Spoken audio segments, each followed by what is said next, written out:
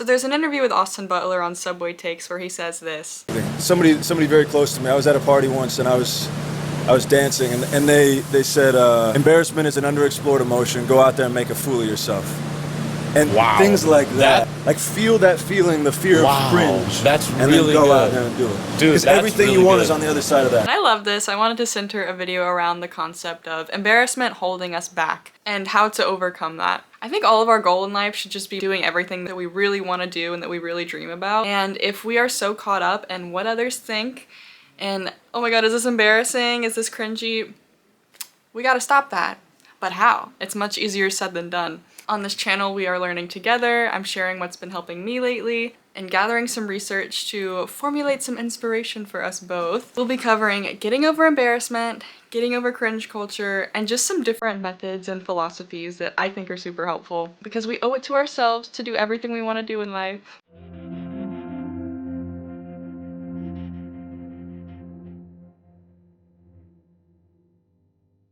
Learning to laugh. Just look at life with more playful eyes. Don't be serious. Seriousness becomes like a blindness. Don't pretend to be a thinker, a philosopher. Just simply be a human being.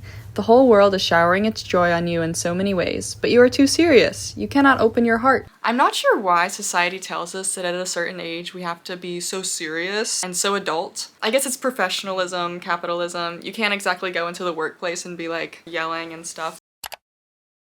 But it goes beyond the workplace, right? Like, we're in a nonchalant epidemic. Everyone wants to be cool, everyone wants to be mysterious, and it's like, of course we shouldn't be acting like screaming children, but I think we can learn a lot from kids, okay? Because they have no sense of embarrassment. Like, they will just ask you a crazy question with zero hesitancy. They're always just looking for a way to have fun. At a certain age, this way of behavior became childish. We went from never worrying about perception to this hyper focus on it. I think there are two kinds of embarrassment. There's the involuntary embarrassment when something happens accidentally and it's embarrassing, but it was an accident, so you can't really do anything about it. It's not your control. You trip in front of a group of people, or your brain malfunctions when you're trying to respond to somebody. Hey man, I like your shoes. Oh, you fuck.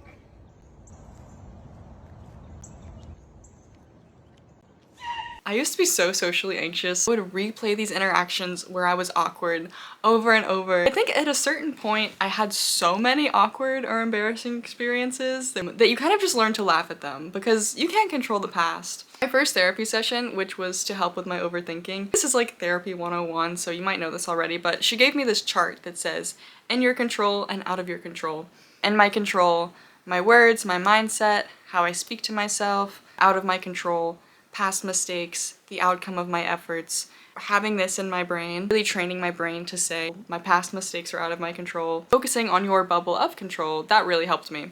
And I also just realized that embarrassing stories are actually kind of a fun way to bond with people. These stories, they're horrible when you're going through them, but when you look back, it's funny. I've started to love telling embarrassing stories because it makes other people feel comfortable, you know, it shows that you just don't take yourself too seriously. Life is funny, you know, embarrassing things happen to everybody. But on to the main part of the video. What about this fear of embarrassment that's holding us back? You know, you want to ask someone out, but you fear rejection. You want to join a band and pursue a singing career, but you don't want to be made fun of. You want to dress a certain way, but it's this, what if it's cringy, that hesitation. That's what we're going to focus on. The fears we don't face become our limits. So when we fear embarrassment, we definitely experience anxiety and nervousness. My graduation speaker told a really interesting story about how you can actually train your brain to transform nervousness into excitement. Anxiety and excitement share very similar physiological arousal profiles, elevated heart rate, heightened arousal, but the only difference is the valence, which is the emotional goodness or badness of an experience. Anxiety tends towards negative valuation, threat, while excitement tends towards positive valuation, opportunity. There was a research team at Harvard who did several studies on performance anxiety. The participants were split into two groups. One group was told before their performance to tell themselves to calm down. And then the other group before their performance was told to tell themselves to get excited. So they had affirmations such as, I am excited, or get excited. The group who tells themselves to get excited actually performs better than the group who tells themselves to calm down. So the next time you're feeling anxious or nervous, try to tap into that energy of adopting an opportunity mindset as opposed to a threat mindset. So just tell yourself, I'm excited. It does involve gaslighting yourself. Affirmations kind of are just gaslighting yourself in a way, but we love that. I hope I don't sound like one of those people who's like, don't be depressed, just smile. I know anxiety is very real and can be clinical, but it's worth trying out. It really helped me. You are here to exist freely, not to shrink yourself for the comfort of others. So we're on the subject of embarrassment and holding back our personal ambitions. When we think about what's stopping us, what's holding us back, it's the fear of other people. It's the fear of what they think of us. So I read this book, which a subscriber recommended to me, and it was really interesting. The Courage to be Disliked. It's a philosophy book that explores Alfred Adler's ideas, which is like a dialogue between a philosopher and a student. And a lot of his ideas really go against society's conventions. And I don't necessarily agree with everything. It's definitely super nuanced, but he had a lot of valuable wisdom in this book. The philosopher makes the proclamation that all problems are interpersonal problems. Pretty much every single problem we have has to do with our relationships with other people. If all interpersonal relationships were gone from this world, which is to say, if one were all alone in the universe and all other people were gone, all manner of problems would disappear. Of course, we cannot do without interpersonal relationships, but there is no such thing as worry that is completely defined by the individual. So-called internal worry does not exist. Whatever the worry that may arise, the shadows of other people are always present. This is really interesting when you put it into perspective. Obviously, that's not counting like health problems or anything like that, but for the most part, when I think about it, I'm like, oh yeah, everything I've ever worried about has to do with other people. The fear of being embarrassed and being authentic is an interpersonal problem. So I did a journaling exercise after this where I was like, okay, if I was in a world where I didn't have to worry about other people or that I knew whatever I did would be accepted, what would I do? What's my dream? So write it down. Think about it. What would you do if you weren't afraid? And really just hold on to that vision. Now, obviously, it's impossible to live without other people, and we need community. That's one of the key principles of this book, is community feeling is what guides us. But I think sometimes we have a narrow image in our heads about what community is. Maybe it's a small community in your hometown, it's just your school. And a lot of times, because we want to make these small communities happy, we shrink parts of ourselves. Listen to the voice of a larger community. Adler actually has a larger sense of community in mind, and he defines community feeling as the sense of belonging and contributing to something larger than oneself. It's the feeling that your life has meaning when you contribute to the welfare of others and society, rather than focusing on personal superiority or competition. It's actually not limited to human society. It's about feeling connected to the world as a whole, which includes nature, animals, and even inanimate objects. From this perspective, contributing to the world doesn't just take place within small groups. It's living in harmony with your environment, respecting animals, and caring for the spaces and objects around you. So happiness and a sense of purpose comes from this broader interconnectedness, not just from immediate social circles. Suppose that you, as a student, regarded the community that is school as absolute. In other words, school is everything to you. Your I exists because of school, but naturally, there will be occasions within that community when you run into adversity. When that happens, if you are thinking of school as being everything to you, you end up without a sense of belonging to anything. And then you will escape within a smaller community, such as your home. You will shut yourself in. What I would like you to focus on here, though, is that there is a more separate community, and moreover, there is a larger community. Once you see how big the world is, you will see that all the hardship you went through in school was a storm in a teacup. The moment you leave the teacup, that raging storm will be gone, and a gentle breeze will greet you in its place. When I was originally writing this script, before I even read this book, I immediately thought about how solo traveling and leaving my immediate circle really broadened my perspective and filled me with so much confidence that I did not know that I had. You know, I was able to let go of so many fears. I was making plans with strangers and doing bold things that I've never done and didn't really fear embarrassment. Like, once I realized that the world is so big, you kind of unconsciously stop thinking about what the people from your hometown think. Before I traveled, I was so embarrassed about posting YouTube videos, not because strangers online would see them, but because I knew people from my hometown might see them, and I just thought there was something cringy about that. But knowing how big the world is just makes that cringiness and embarrassment seem so small in comparison. We value our small communities so much and they are so important to us, but if that small community is repressive and causes you to have to hide yourself, you have to broaden your perspective of community and realize that you can find it elsewhere. If you want to align with real friends, real lovers, real community, share your truth proudly, consistently, and unashamedly. Shout it, sing it, sculpt it, write it, dance it, paint the most authentic you all over the canvas of your life. Whoever's left applauding your art are your people. Whoever fades away was never yours to begin with. Letting go of the need for praise and validation. It's about experiencing, not about being perceived. So in the book, the philosopher says, when receiving praise becomes one's goal, one is choosing a way of living that's in line with another system of values. When one is tied to the desire for recognition, the cards will always stay in the hands of other people. Does one entrust the cards of life to another person or hold on to them oneself? This is a tough one because I can't imagine my life if I didn't have some people supporting me by my side. But often in that beginning phase of becoming more authentic or maybe pursuing a creative path, people aren't gonna get it. You have to have a really strong foundation of self and do the journaling, do the meditation, the work to have that self-love and trust. Trust in the universe, whatever you want to call it. The courage to move forward, the courage to be authentic is not going to come from other people. It has to come from within. I've heard a lot of successful people say, that the people in their communities made fun of them until they were accomplished. Once they accomplished their dreams, people switched up and were like, I always knew you could do it. One of my favorite creators, Heinz, talks about how creating content or whatever it is that you're putting out there is like climbing cringe mountain. And I love that. You have to get past the cringe because everything you dream of is on the other side of that. If you don't feel like you're literally crawling out of your skin when you're posting that painting, that song, that poem, like how much of you is really in there? If it's comfortable, it's probably not mountain moving for other people. Whatever you grew up afraid for is directly connected to what you're good at and what your purpose is in. The more you fear something, the more important it is. So if you really fear a certain project, that means that's probably the most important one that you should engage with. Back to relationships though, Adler talks about how we need to learn to see relationships as horizontal rather than vertical. So not putting anyone on a pedestal to where you seek their validation, or not thinking that anyone's above you or that anyone's below you just because of maybe a degree or a job that they have. That unconscious way of thinking makes us try and seek their validation. But we have to envision all of our relationships as equal, and this has been really helping me, that I'm not doing things just to impress other people, but doing them for my own happiness. That's a good exercise. Stephanie Tyler writes about our need for approval in a Substack article called Embrace Your Cringe and Let It Set You Free. Likeability is usually a mask, a negotiation between clarity and safety that we've been taught to perform since childhood. We learn early that fitting in is often just a long-form apology for who you are, yet somewhere along the way, this becomes our default mode of being. Growing up high-functioning or socially aware makes you hyper-attuned to other people's expectations. You learned early to read rooms, you became fluent in micro-expressions that signal approval or withdrawal.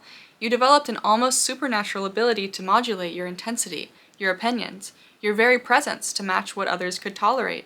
You developed an internal algorithm that constantly calculates what version of myself will be most palatable here. How can I package this truth so it doesn't threaten anyone's comfort? But over time, likability becomes resentment in disguise.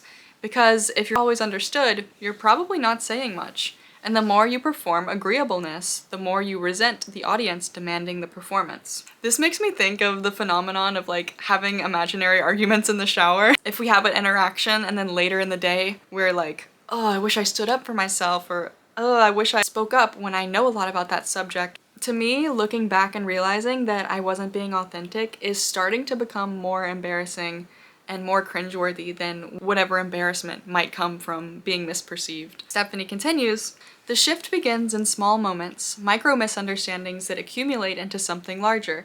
Someone thinks you're arrogant for being certain about something you've studied deeply. Someone calls you cold for setting a boundary that protects your energy. A silence settles over the room after you say something direct instead of wrapping it in qualifiers and apologies. These moments feel uncomfortable initially, but something interesting happens. Your body starts telling you, before your brain does, that peace exists where performance used to live. Each time you choose authenticity over accommodation, you're rewiring your stress responses. The nervous system learns that social disapproval isn't an existential threat. The accumulation of these micro-dissonances becomes a deeper signal.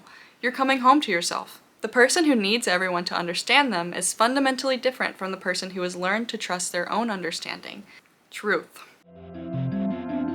letting go of our judgments and watching what we consume. This one is especially important right now. Be careful about what you choose to feed your mind. We have this power and it determines how we experience life.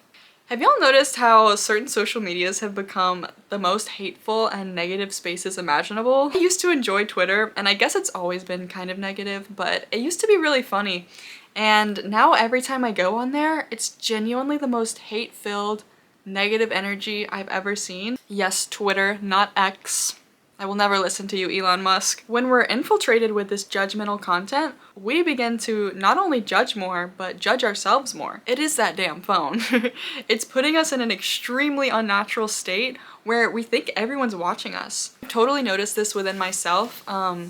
If I've been on Twitter or Instagram a lot in a certain week, I speak way more negatively than I normally would. Switching from Twitter to Substack has been really life-changing for me, and I have become a lot more positive and less judgmental towards myself. And yes, there's a lot of corny content on there, but hey, I think like this sweet corny stuff is just much better for the soul. I don't want to entirely give up Instagram or TikTok because there's some funny stuff on there, but periodically I'll delete them if they start to become too negative. Too much time on social media is contributing to fear of embarrassment or fear of being cringy. This week I've replaced my doom scrolling with Substack and Pinterest, and my brain just feels so much better. Like, I'm way less concerned about what other people think of me and way more creatively inspired to write or make art. Social medias give us the sense that everyone's watching us and preying on our downfall, and it's like, really no one cares.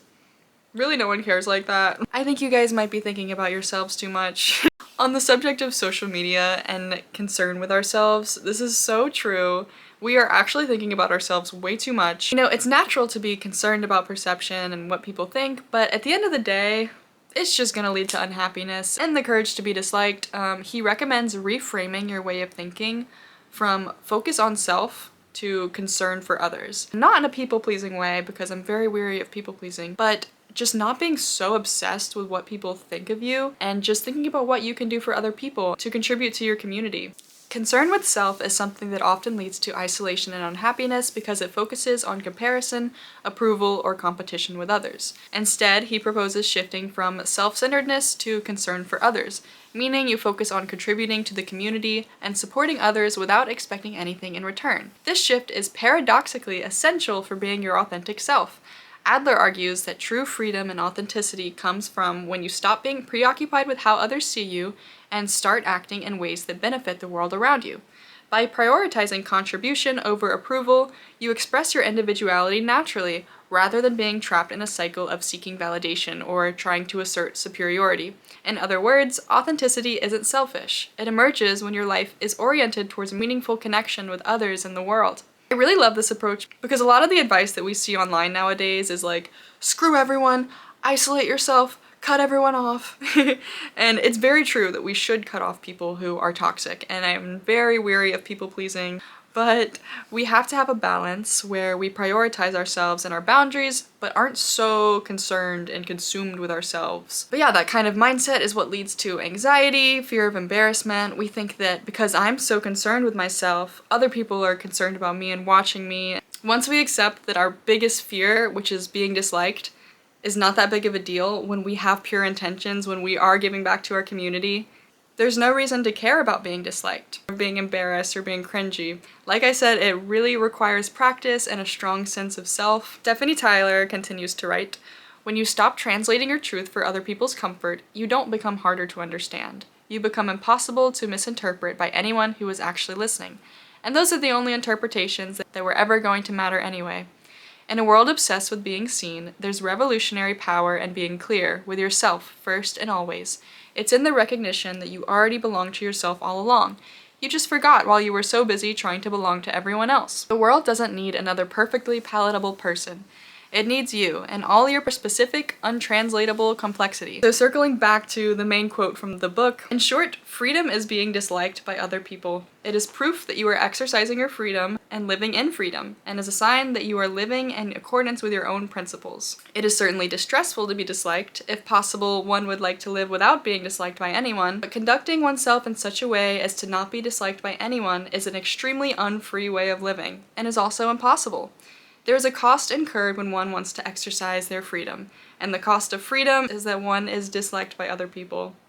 So let us all climb Cringe Mountain and get to the other side, because I guarantee you gotta climb Cringe Mountain to get to your dreams. So just some summarizing bullet points if you want to have some things to remember or affirmations. Transforming nervousness to excitement. Letting go of the need for praise. This is a way of living that serves other people. Shift from concern about self to concern for others. Block out negative social media content and take breaks. Don't trade authenticity for approval.